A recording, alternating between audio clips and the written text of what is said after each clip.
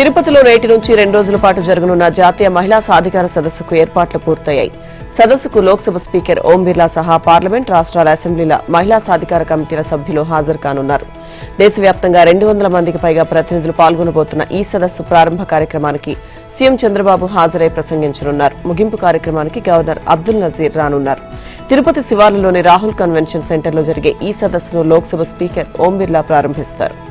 ఈ సదస్సుకు Rajya Sabha deputy chairman Harivansh, parliament మహిళా సాధికార committee chairperson Daggubati Purandeswari, AP speaker Ayyanna Patrudu, శాసనమండలి చైర్మన్ కొయ్యే మోషన్ రాజ్తో పాటు పలువురు రాష్ట్ర మంత్రులు పాల్గొంటున్నారు. ఇక వికసిత్ భారత్ కోసం మహిళల ఆధ్వర్యంలో అభివృద్ధి అనే ప్రధాన లక్ష్యంతో జెండర్ రెస్పాన్సివ్ బడ్జెటింగ్, అలాగే కొత్త సాంకేతిక సవాళ్ల నేపథ్యంలో మహిళా సాధికారత అనే 2 అంశాలపై ప్రతినిధులు చర్చించనున్నారు. పలు కీలక తీర్మానాలు ఆమోదించనున్నారు. సదస్సుకు రాష్ట్ర ప్రభుత్వం ఆతిథ్యం ఇస్తుండటంతో జిల్లా యంత్రాంగం ప్రతిష్టాత్మకంగా తీసుకుని భారీ ఏర్పాట్లు చేసింది. ప్రతినిధులకు బస, రవాణా సదుపాయాలతో పాటు తిరుమల, శ్రీకాళహస్తి ఆలయాల్లో దర్శనాలకు సైతం ఏర్పాట్లు చేసింది. సీఎం చంద్రబాబు నేడు ఉదయం ఉండవల్లిలోని తన నివాసం నుంచి హెలికాప్టర్లో బయలుదేరి 9 గంటలకు తిరుపతి చేరుకుంటారు. శ్రీ కన్వెన్షన్ సెంటర్లో జరిగే విట్ విద్యా సంస్థల వ్యవస్థాపకుడు విశ్వనాథం మనోరాల వివాహానికి హాజరవుతారు. అనంతరం 10 గంటలకు సదస్సు జరిగే కన్వెన్షన్ సెంటర్ చేరుకుని ఓం బిర్లాను ఆహ్వానిస్తారు. ప్రతినిధులను ఉద్దేశించి ప్రసంగిస్తారు. మధ్యాహ్నం అక్కడే భోజనం చేస్తారు. అనంతరం హెలికాప్టర్లో ఉండవల్లికి తిరుగు ప్రయాణమవుతారు. ఇక గవర్నర్ ఇవాళ ఉదయం తిరుపతి చేరుకుని వివాహ వేడుకలో పాల్గొంటారు. అనంతరం నగరంలోనే బస చేస్తారు. సోమవారం జాతీయ మహిళా సాధికార సదస్సు ముగింపు కార్యక్రమానికి హాజరవుతారు. విశాఖలోని బీజేపీ భారీ బహిరంగ సభకు సర్వం సిద్దమైంది. సారథ్యం పేరుతో జరగనున్న ఈ సమావేశానికి ఆ పార్టీ జాతీయ అధ్యక్షుడు జేపీ నడ్డా ముఖ్య అతిథిగా హాజరవుతున్నారు. బీజేపీ ఏపీ నాయకత్వం మొత్తం ఇప్పటికే విశాఖకు చేరుకుంది. సభా ప్రాంగణంతో పాటు నగరంలోని ప్రధాన కూడళ్లు కాషాయమయమైపోయాయి. భారీ హోర్డింగ్స్, బీజేపీ జెండాలు రెపరెపలాడుతున్నాయి. కేంద్రం, రాష్ట్రంలో డబుల్ ఇంజిన్ సర్కార్ నడుపుతున్న ఎన్డీఏ సాధించిన విజయాలు, ఏపీకి ఇస్తున్న ప్రాధాన్యతను బీజేపీ వివరించనుంది. అదే సమయంలో మారుతున్న రాజకీయ పరిస్థితులకు అనుగుణంగా నాయకత్వం అనుసరించాల్సిన వ్యూహాలను నడ్డా నిర్దేశించనున్నారు. ఆ దిశగా ప్రణాళికాబద్దమైన కార్యాచరణను ప్రకటించే అవకాశం ఉంది. బీజేపీ రాష్ట్ర అధ్యక్షుడిగా బాధ్యతలు చేపట్టిన తర్వాత మాధవ్ సారథ్యంలో చాయ్ పే చర్చ కార్యక్రమాలతో రాష్ట్ర వ్యాప్తంగా యాత్ర నిర్వహించారు. అన్ని జిల్లాల్లోని కార్యకర్తలను కలవడంతో పాటు పార్టీని బలోపేతం చేసే దిశగా పనిచేశారు. అయితే ఈ యాత్రకు విశాఖపట్నంలో జరిగే బహిరంగ సభలో ముగింపు పలకనున్నారు. నేడు హైదరాబాద్లోని గాంధీభవన్లో కాంగ్రెస్ క్రమశిక్షణ కమిటీ సమావేశం జరగనుంది. క్రమశిక్షణ కమిటీ చైర్మన్ మల్లు రవి అధ్యక్షతన ఈ భేటీ జరగనుంది. ఈ సమావేశంలో ప్రధానంగా ఎమ్మెల్యే కోమటిరెడ్డి రాజగోపాల్ రెడ్డి అంశంపై చర్చించనున్నారు. గత కొన్ని నెలలుగా ఆయన చేస్తున్న వ్యాఖ్యలు ప్రభుత్వానికి, పార్టీకి తీవ్ర తలనొప్పిగా మారాయి. ఇదే అంశాన్ని మల్లు రవి సైతం ధృవీకరించారు. ఇక పెండింగ్ లో ఉన్న ఇతర ఫిర్యాదులపై కూడా కమిటీ చర్చించనుంది.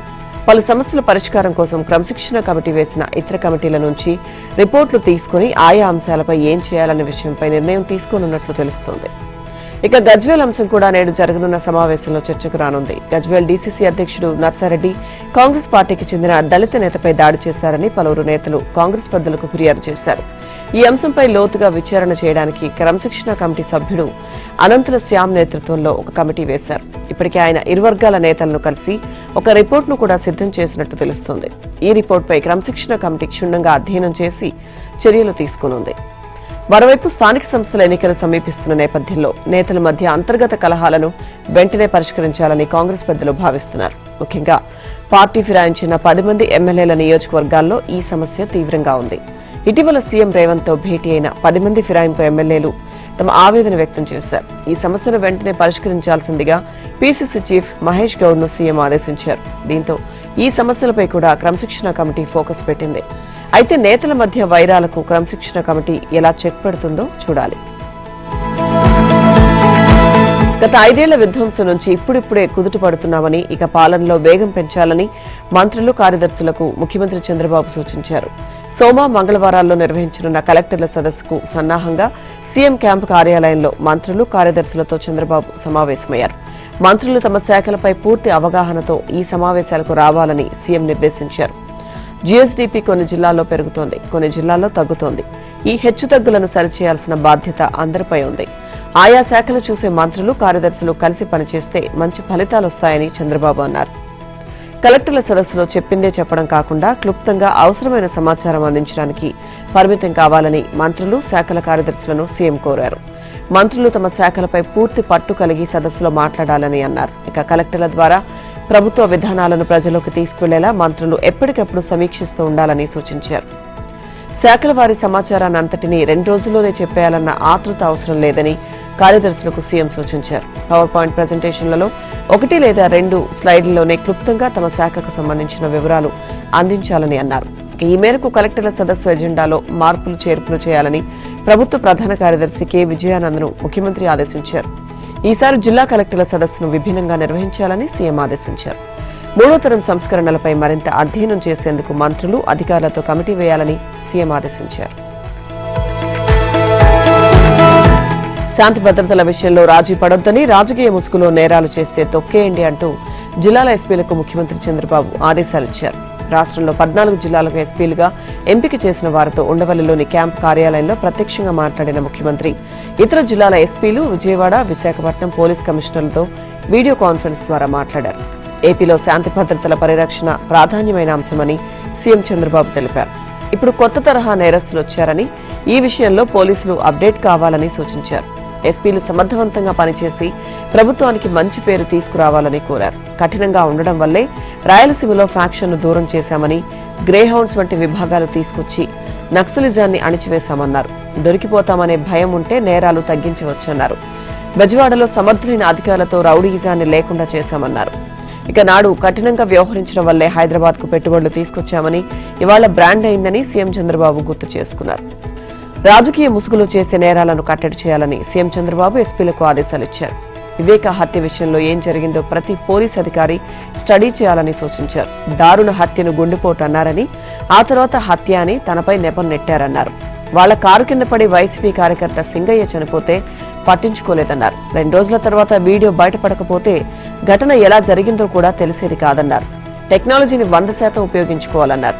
సీసీటీవీలు లేకపోతే పాస్టర్ ప్రవీణ్ మృతిని ప్రభుత్వానికి చుట్టేవాళ్లని అన్నారు.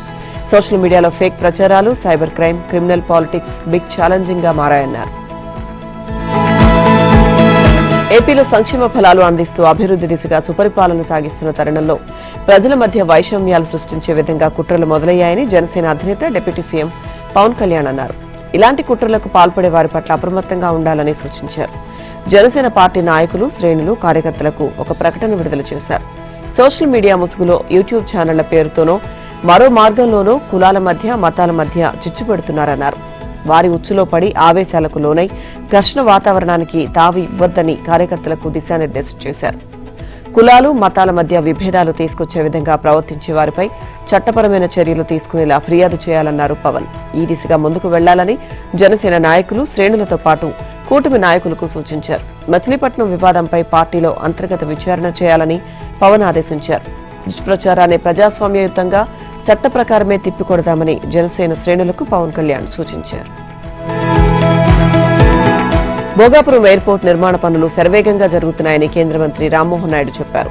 విజయనగరంలోని భోగాపురం ఎయిర్పోర్ట్ నిర్మాణ పనుల్ని పరిశీలించిన రామ్మోహన్ నాయుడు అధికారులతో మాట్లాడి వివరాలు తెలుసుకున్నారు. ఇప్పటి వరకు మొత్తం 86% పనులు పూర్తయ్యాయని, 2026 జూన్లో ఎయిర్పోర్ట్ కార్యకలాపాలను ప్రారంభిస్తామన్నారు.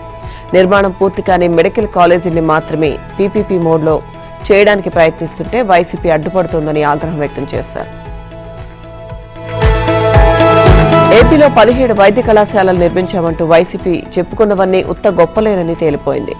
జగన్ హయాంలో ప్రకటించిన ఈ కాలేజీల్లో 5 మాత్రమే అరకొరగా పూర్తవడంతో మిగతా వాటిని పూర్తి చేసే బాధ్యతను కూటమి ప్రభుత్వం తీసుకుంది.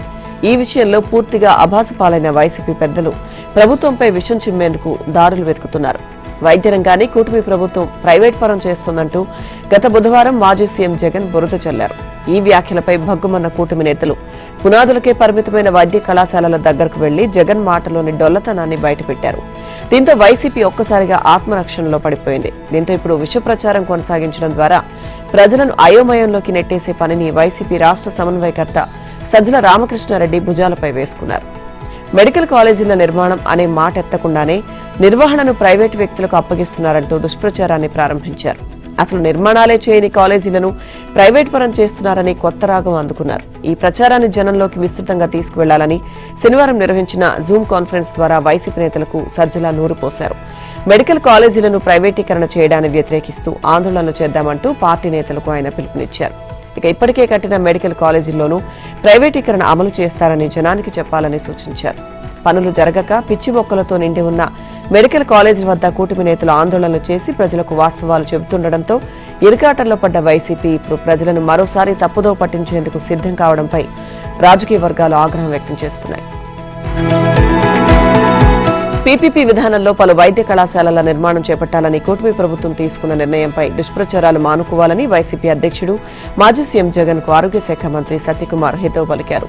నిరంతరం అబద్దాలు వల్లవేయడం సహేతుకంగా నడుచుకోవాలని సూచించారు. ఇక అధికారంలో ఉన్నప్పుడు 17 మెడికల్ కాలేజీల నిర్మాణం పట్ల జగన్ వైఖరి కొనసాగితే వాటిని పూర్తి చేసి ప్రతిపాదించిన మేరకు ప్రతి కాలేజీలో 150 ఎంబీబీఎస్ సీట్ల చొప్పున ప్రవేశాలు కల్పించడానికి 23 ఏళ్లు పడుతుందని పేర్కొన్నారు. ఈ మేరకు పీపీపీ పద్ధతులు చేపట్టనున్న కళాశాలల నిర్మాణంపై చేస్తున్న దుష్ప్రచారాన్ని తిప్పికొడుతూ మంత్రి సత్యకుమార్ జగన్ కు 6 పేజీల లేఖ సంధించారు. 17 కొత్త మెడికల్ కాలేజీలకు 8,480 కోట్ల నిర్మాణ వ్యయాన్ని ఆమోదించగా జగన్ 4 ఏళ్లలో 1,450 కోట్లు మాత్రమే ఖర్చు చేశారని, ఈ విధంగా అన్ని కాలేజీల నిర్మాణాలు పూర్తి చేసి ప్రవేశాలు కల్పించేందుకు 23 ఏళ్లు పడుతుందని ఎద్దేవా చేశారు. ప్రకటించిన దానికి భిన్నంగా ఏడాదికి 363 కోట్లు మాత్రమే ఖర్చు చేశారన్నారు. ఇక 2022 వరకు అమల్లో ఉన్న నిబంధనల మేరకు మౌలిక సదుపాయాలు పాక్షికంగా ఉన్నప్పటికీ ఎన్ఎంసీ మొదటి దశలో 5 కళాశాలలకు 150 ఎంబీబీఎస్ సీట్ల చొప్పున ప్రవేశాలకు అనుమతించిందని మంత్రి వివరించారు. అయితే 2023లో సవరించిన రూల్స్ మేరకు 2024-25 విద్యా సంవత్సరంలో పాడేరు కళాశాలలో 150 సీట్లు ప్రతిపాదించగా మౌలిక సదుపాయాల లభ్యత ఆధారంగా కేవలం 50 సీట్లకు మాత్రమే ఎన్ఎంసీ అనుమతించిందన్నారు. ఇప్పుడు మళ్లీ అధికారంలోకి వస్తే పీపీపీ కళాశాలలను రద్దు చేస్తానని జగన్ హెచ్చరికలు చేయడం హాస్యాస్పదంగా ఉందన్నారు.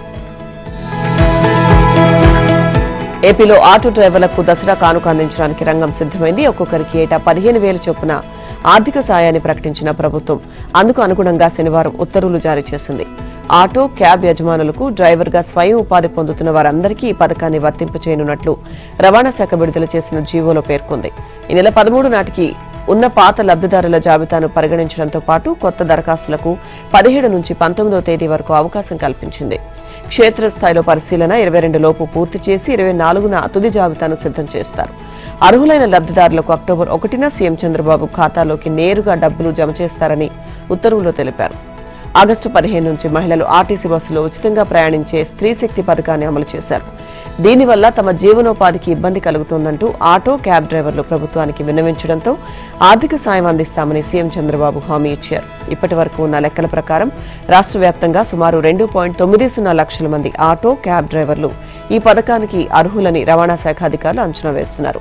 వీరికి ఒక్కొక్కరికి 15,000 చొప్పున మొత్తం 435 కోట్ల మేర లబ్ధి చేకూరనుంది.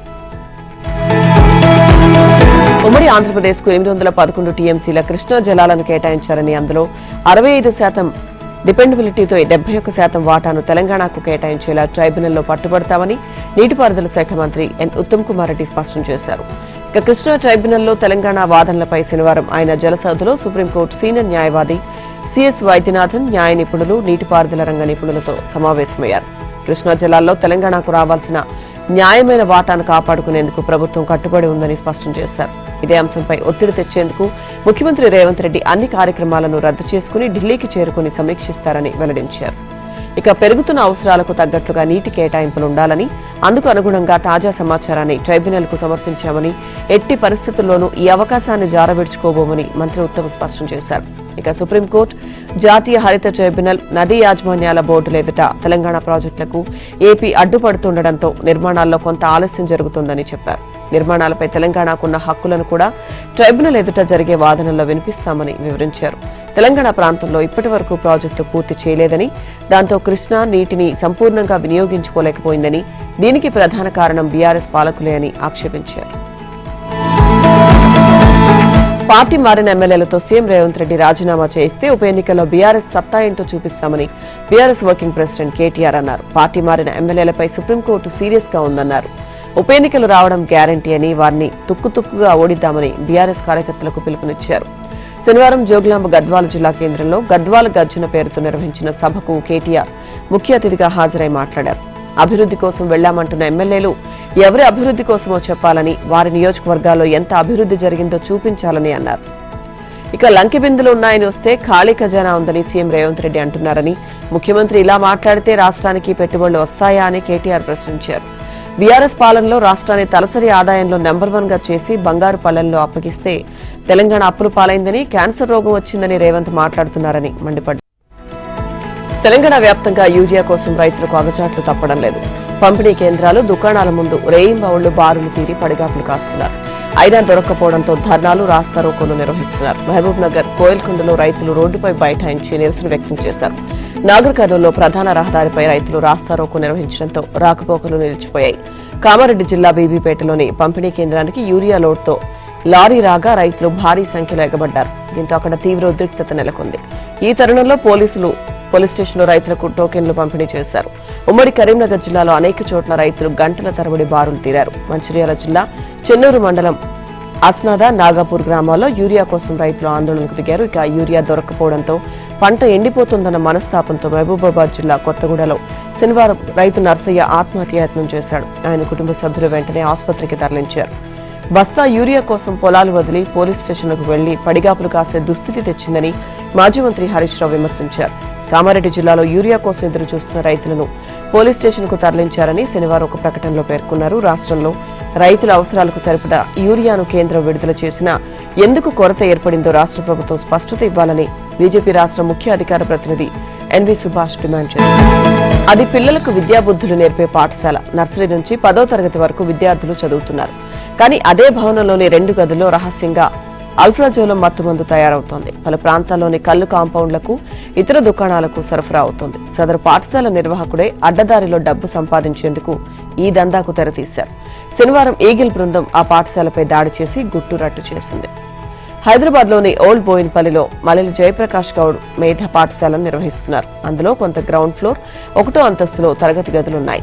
2వ అంతస్తులో ఆఫీస్ రూమ్ ఉంది. అయితే జయప్రకాష్ గౌడ్ కు తనకు తెలిసిన శేఖర్ అనే వ్యక్తి ద్వారా ఏడాది క్రితం గురువారెడ్డి పరిచయం అయ్యాడు. తన వద్ద అల్ప్రాజోలం తయారీ ఫార్ములా ఉందని, కోట్లు సంపాదించవచ్చని గురువారెడ్డి చెప్పారు. ఆ ఫార్ములా తయారీ పద్ధతి తెలుసుకున్న జయప్రకాష్ పాఠశాల 2వ అంతస్తులో ఆఫీస్ పక్కన 2 గదుల్లో మినీ ఫ్యాక్టరీ పెట్టి అల్ప్రాజోలం తయారు చేస్తున్నాడు. మహబూబ్ నగర్లోని బూత్పూర్తో పాటు పలు ప్రాంతాల్లోకి కల్లు కాంపౌండ్లకు, కల్లు విక్రేతలకు దాన్ని సరఫరా చేస్తున్నారు. దీనిపై సమాచారం అందిన ఈగిల్ బృందం శనివారం దాడి చేసింది. తయారు చేసి సిద్ధంగా ఉంచిన అల్ప్రాజోలం 3.5 కిలోలు, తయారీ ప్రక్రియలో చివరిలో ఉన్న అల్ప్రాజోలం 4.3 కిలోలు, అల్ప్రాజోలం తయారీ పరికరాలు, ముడి పదార్థాలు, మాత్రలతో పాటు 21 లక్షల నగదును స్వాధీనం చేసుకుంది. జయప్రకాష్ గౌడ్తో పాటు మరో 3గురిని అదుపులోకి తీసుకుంది. తెలంగాణలో నేటి నుంచి 4 రోజుల పాటు భారీ వర్షాలు కురిసే అవకాశం ఉందని హైదరాబాద్ వాతావరణ కేంద్రం హెచ్చరించింది. ఆదివారం సిరిసిల్ల, కరీంనగర్, ములుగు, భద్రాద్రి కొత్తగూడెం, కామారెడ్డి జిల్లాల్లో అక్కడక్కడ భారీ వర్షాలు కురుస్తాయని తెలిపింది. ఈ జిల్లాలకు ఆరెంజ్ అలర్ట్ జారీ చేసింది. మిగిలిన అన్ని జిల్లాల్లోనూ ఉరుములు, మెరుపులతో కూడిన వర్షాలు అక్కడక్కడ కురుస్తాయని పేర్కొంది.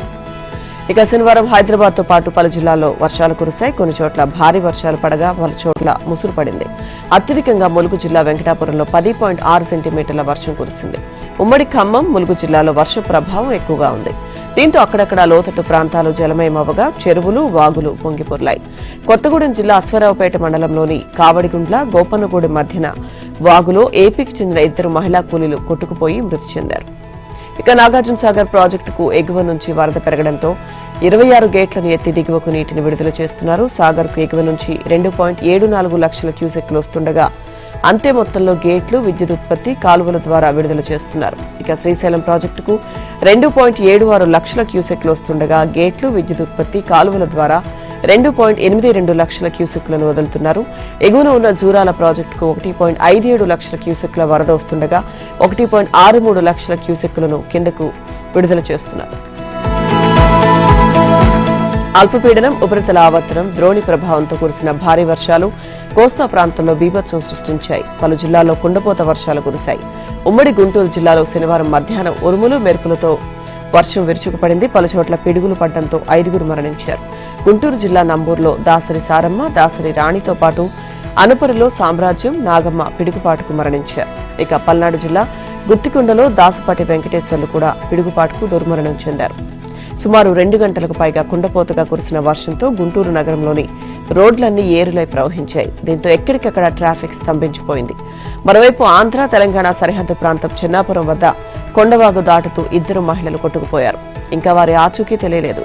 ఎన్డీఆర్ఎఫ్ బృందాల్ని సిద్ధం చేసినట్టుగా జీలుగుమిల్లి సీఐ వెంకటేశ్వరరావు చెప్పారు. ఇక ఇవాళ ఏపీ వ్యాప్తంగా పలుచోట్ల వర్షాలు కురుస్తాయని, కోస్తాలో అక్కడక్కడ భారీ వర్షాలు కురిసే అవకాశం ఉందని వాతావరణ శాఖ తెలిపింది. అలాగే కోస్తాలోని పలు జిల్లాల్లో పిడుగులతో కూడిన వర్షాలు కురుస్తాయని విపత్తుల నిర్వహణ సంస్థ తెలిపింది. శ్రీకాకుళం, కోనసీమ, ఉభయ గోదావరి, ఏలూరు, కృష్ణా, గుంటూరు, బాపట్ల, కర్నూలు, నంద్యాల జిల్లాల్లో మోస్తరు వర్షాలు, మిగతా జిల్లాల్లో తేలికపాటి జల్లులు పడే అవకాశం ఉందని తెలిపింది. తీరం వెంబడి గంటకు 30 నుంచి 40 కిలోమీటర్ల వేగంతో గాలులు వీస్తాయని తెలిపింది. మధ్యప్రదేశ్ ముఖ్యమంత్రి మోహన్ యాదవ్ కుత్రుటిలో ప్రమాదం తప్పింది. ఆయన ఎక్కబోయిన ఒక హాట్ ఎయిర్ బెలూన్ కు మంటలు అంటుకున్నాయి. వెంటనే అప్రమత్తమైన భద్రతా సిబ్బంది పరిస్థితిని అదుపులోకి తెచ్చారు. సీఎం మోహన్ యాదవ్ శుక్రవారం నాడు గాంధీసాగర్ ఉత్సవాన్ని ప్రారంభించారు. ఈ సందర్భంగా హాట్ ఎయిర్ బెలూన్ ఎక్కేందుకు వెళ్లారు. బలమైన గాలుల కారణంగా బెలూన్ ఎగరలేకపోయింది. అంతేకాకుండా బెలూన్ కింది భాగంలో ఒక్కసారిగా మంటలు వ్యాపించడంతో భద్రతా సిబ్బంది అప్రమత్తమై మంటలను అదుపు చేశారు. దీంతో మధ్యప్రదేశ్ సీఎం మోహన్ యాదవ్ కు ప్రమాదం తప్పినట్లయింది. ఇందుకు సంబంధించిన వీడియో వైరల్ గా మారింది. వచ్చే ఏడాది తమిళనాడు అసెంబ్లీ ఎన్నికలు జరగనున్న నేపథ్యంలో టీవీకే పార్టీ అధినేత విజయ్ దూకుడు పెంచారు. మదురైలో నిర్వహించిన సభతో టీవీకే పార్టీలో మరింత జోష్ రావడంతో బస్సు యాత్రతో నియోజకవర్గాల బాట పట్టారు. ప్రతిరోజు 3 నియోజకవర్గాల్లో పర్యటించాలని టార్గెట్ పెట్టుకున్న విజయ్ తిరుచి జిల్లా నుంచి బస్సు యాత్రను మొదలుపెట్టారు. చెన్నై నుంచి ప్రత్యేక విమానంలో తిరుచి చేరుకున్నారు. తిరుచిలో జరిగిన సభలో డీఎంకే టార్గెట్ గా విజయ్ విమర్శలు గుప్పించారు. వచ్చే ఏడాది జరిగే ప్రజాస్వామ్య యుద్ధానికి తాను సిద్ధమవుతున్నట్లు దళపతి ప్రకటించారు. ఇక అన్నాదురై, ఎంజీఆర్ లాంటి నేతలు తిరుచి జిల్లా నుంచి ఎన్నికల ప్రచారాన్ని మొదలుపెట్టి విజయం సాధించారని టీవీకి అధినేత గుర్తు చేసుకున్నారు. అలాంటి చరిత్ర కలిగిన తిరుచి నుంచి తాను ఎన్నికల ప్రచారాన్ని మొదలుపెట్టినట్లు తెలిపారు. గత ఎన్నికల్లో ఇచ్చిన హామీలను డీఎంకే అమలు చేయలేదని ఆరోపించారు. మహిళలు, రైతులకు స్టాలిన్ ప్రభుత్వం తీరని అన్యాయం చేసింది. అలాంటి పార్టీకి ప్రజలు సరైన బుద్ధి చెప్పాలంటూ విజయ్ పిలుపునిచ్చారు. ఇక తిరుచి విమానాశ్రయం నుంచి సభా ప్రాంగణానికి చేరుకోవడానికి 4 గంటల సమయం పట్టిందన్నారు విజయ్. ప్రజల్లో డీఎంకేపై ఎంత వ్యతిరేకత ఉందో టీవీకే సభకు వచ్చిన జన సమూహాన్ని చూస్తే అర్థమవుతోందన్నారు.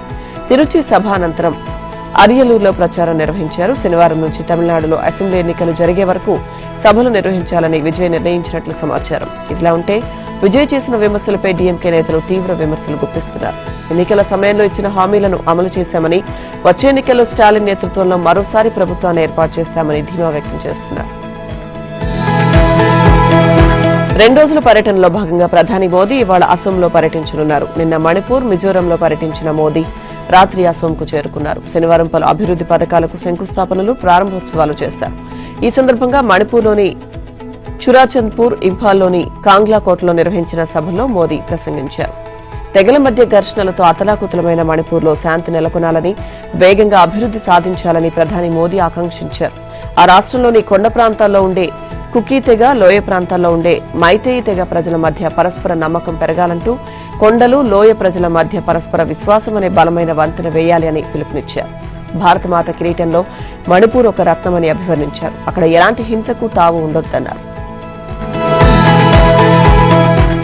పన్ను చెల్లించే మధ్యతరగతి ప్రజల్లో చాలా మంది సొంతింటి కలలు సాకారం కాకపోవడంపై సుప్రీంకోర్టు తీవ్రంగా స్పందించింది. నివాస ప్రాజెక్టు విషయంలో ఓ వివాదానికి సంబంధించిన పిటిషన్ను justice JB Pardiwala, justice R మహదేవన్లతో కూడిన సుప్రీం ధర్మాసనం విచారించింది. రియల్ డెవలపర్ల చేతిలో గృహ కొనుగోలుదారులు మోసపోకుండా లేదా దోపిడీకి గురికాకుండా పటిష్టమైన చర్యలు తీసుకునేందుకు ఓ ఫ్రేమ్వర్క్ ను రూపొందించి దాన్ని అమలు చేసే బాధ్యత ప్రభుత్వానిదే అని పేర్కొంది. దేశంలో పట్టణీకరణ విధానాలకు అనుగుణంగా ప్రాజెక్టులను సకాలంలో పూర్తి చేసేలా చూడాలని స్పష్టం చేసింది. ఇళ్ల కొనుగోలుదారుల ప్రయోజనాలను దృష్టిలో ఉంచుకుని అసంపూర్తిగా ఉన్న ప్రాజెక్టులో నిధులను కేటాయించాల్సిన అవసరం ఉందని పేర్కొంది. అటువంటి వాటిని ఆర్థికంగా ఆదుకునేందుకు ప్రత్యేక నిధి ఏర్పాటుపై ఆలోచన చేయాలని, అలాంటి ప్రాజెక్టులను స్వాధీనం చేసుకోవడాన్ని పరిశీలించాలని కేంద్రానికి సూచించింది.